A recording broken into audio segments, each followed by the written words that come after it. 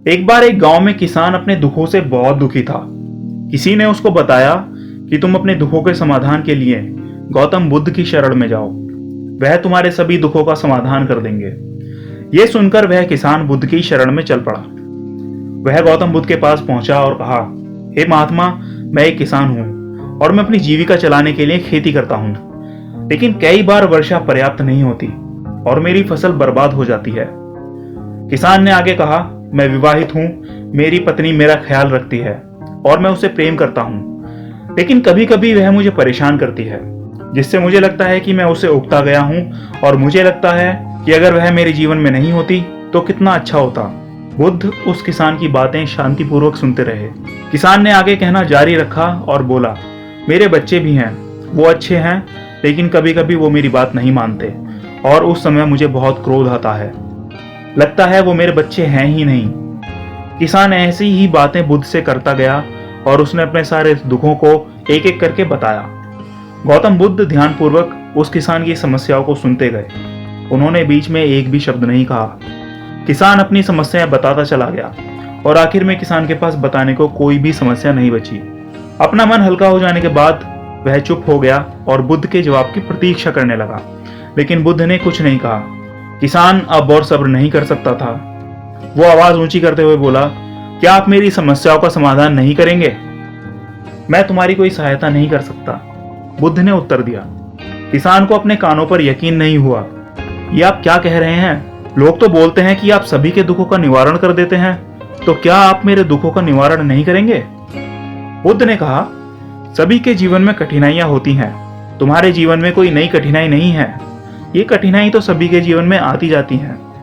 कभी मनुष्य सुखी होता है तो कभी दुखी, कभी उसे अपने पराये लगते हैं तो कभी उसे पराये भी अपने लगने लगते हैं। ये जीवन चक्र है, इनसे कोई नहीं निकल सकता।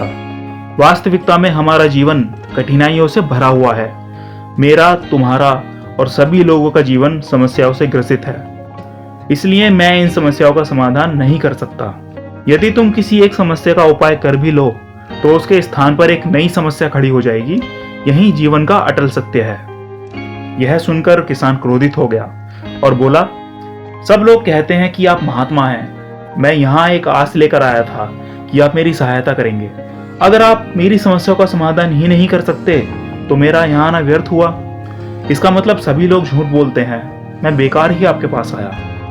इतना बोलकर किसान उठ के जाने लगा। तभी बुद्ध ने कहा, मैं तुम्हारी इन समस्याओं का समाधान तो नहीं कर सकता, लेकिन हाँ, मैं तुम्हारी एक दूसरी समस्या का समाधान कर सकता हूँ। किसान ने आश्चर्य से कहा, इन समस्याओं के अलावा दूसरी समस्या?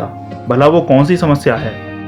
बुद्ध ने कहा, वो ये है कि तुम नहीं चाहते कि तुम्हारे जीवन में कोई समस्या हो। इसी समस्या के कारण ही दूसरी कई समस्याओं का जन्म हुआ है।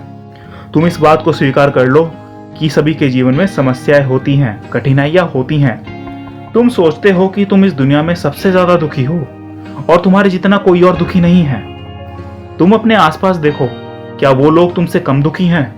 तुम्हें अपना दुख बड़ा लगता है, लेकिन जो लोग तुम्हारे आसपास रहते हैं उनको उनका दुख बड़ा लगता है। इस दुनिया में सभी को अपना दुख बड़ा लगता है, चाहे दुख छोटा हो या फिर बड़ा, लेकिन वह जिसके साथ घट रहा है उसके लिए वह दुख बड़ा प्रतीत होता है। अगर तुम ध्यानपूर्वक देखोगे तो समझ जाओगे कि यह जीवन सुख दुख से भरा हुआ है। इसको तुम कभी नहीं बदल सकते, लेकिन हाँ, तुम सुख दुख से ऊपर अवश्य उठ सकते हो। यह तुम्हारे लिए संभव है। सुख और दुख को हम आने से रोक नहीं सकते, लेकिन सुख और दुख का हम पर कोई प्रभाव ना पड़े, हम ऐसी व्यवस्था कर सकते हैं। और इसकी शुरुआत इस तथ्य को समझने के साथ शुरू होती है कि हम कुछ भी कर लें, जीवन में सुख दुख आने ही आने हैं, लेकिन हमें उनसे विचलित नहीं होना चाहिए। इसलिए आज से तुम यह चाहना छोड़ दो कि तुम्हारे जीवन में कोई समस्या आए ही ना, और तब तुम जीवन में आने वाले सुख दुख को स्वयं में समा सकोगे। तूफान के मध्य में भी शांत रह सकोगे और हर्षोल्लास के शोर में भी संतुलित रह पाओगे। किसान बुद्ध के चरणों में गिर पड़ा। वह समझ चुका था कि अब उसे क्या करना है। दोस्तों, ये जीवन सुख दुख से भरा हुआ है। ऐसे में यह सोचना गलत है कि दुख कभी आए ही नहीं। इस कहानी में भगवान बुद्ध द्वारा कही गई बातें हमें दुख से घबराने या सुख में अत्यंत उत्साहित होने की जगह एक संतुलित जीवन जीने का संदेश देती हैं। यदि आपको भी ये कहानी पसंद आई हो तो इसे लाइक करें और अपने दोस्तों के साथ शेयर भी करें। Thank you.